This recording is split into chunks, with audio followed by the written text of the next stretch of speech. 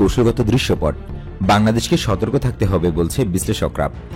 Bangladesh institute of piece and security studies বলছে, Asia প্রশান্ত মহাসাগরীয় অঞ্চলের কৌশলগত দৃশ্যপট শুধু পাল্টে যাওয়ায় বাংলাদেশকে তার জাতীয় স্বার্থ অক্ষুণ্ণ রাখার জন্য অত্যন্ত সতর্ক থাকতে হবে।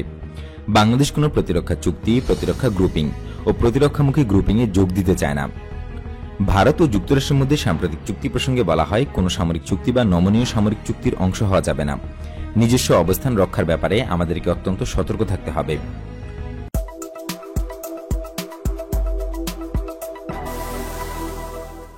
সংস্থাটি কৌশলগত স্বায়ত্তশাসন রক্ষার উপর গুরুত্ব আরোপ করে।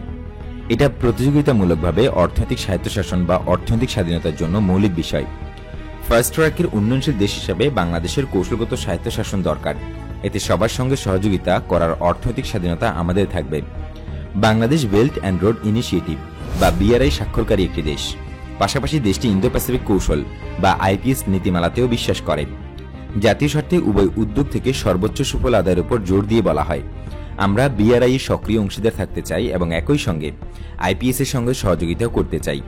কোনো পক্ষে না গিয়ে বাংলাদেশকে নতুন জটিল বিশ্বে অত্যন্ত সতর্কতার সঙ্গে অগ্রসর হওয়ার পরামর্শ দেওয়া হয়।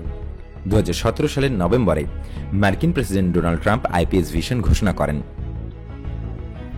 যুক্তরাষ্ট্রের দাবি, এই ভিশন হল সেই মূল্যবোধ ভিত্তিক যা প্রজন্মের পর প্রজন্ম ইন্দো প্যাসিফিক অঞ্চলে শান্তি ও সমৃদ্ধি বয়ে আনবে। বাংলাদেশ একটি গুরুত্বপূর্ণ সামুদ্রিক রাষ্ট্র এবং চীন সহ অন্যান্য দেশকে সেই গুরুত্বপূর্ণ সামুদ্রিক স্থান যোগান দিচ্ছে। চীনকে বাংলাদেশের কৌশলগত ও সবচেয়ে বড় বাণিজ্যিক অংশীদার বলা হয়। বাংলাদেশকে ঐতিহ্যগত সহযোগিতার বাইরে গিয়েও সুযোগ অনুসন্ধান করতে হবে। সবুজ অর্থনীতির উন্নয়ন, স্মার্ট কৃষি, স্মার্ট নগর উন্নয়ন, পানি ও নদী অববাহিকা ব্যবস্থাপনা, আঞ্চলিক ও উপ আঞ্চলিক সহযোগিতা এবং করোনা উত্তর যুগের সুযোগগুলো অনুসন্ধানের উপর গুরুত্ব আরোপ করা হয় ওই প্রতিবেদনে।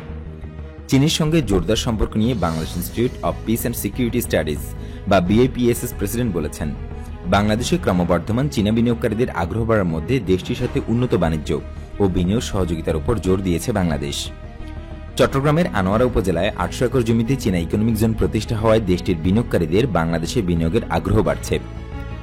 পারস্পরিক সুবিধার জন্য চীনের সাথে ঘনিষ্ঠ অর্থনৈতিক সহযোগিতার বিষয়ে বাংলাদেশের প্রতিশ্রুতি পুনর্ব্যক্ত করা হয় এই প্রতিবেদনে।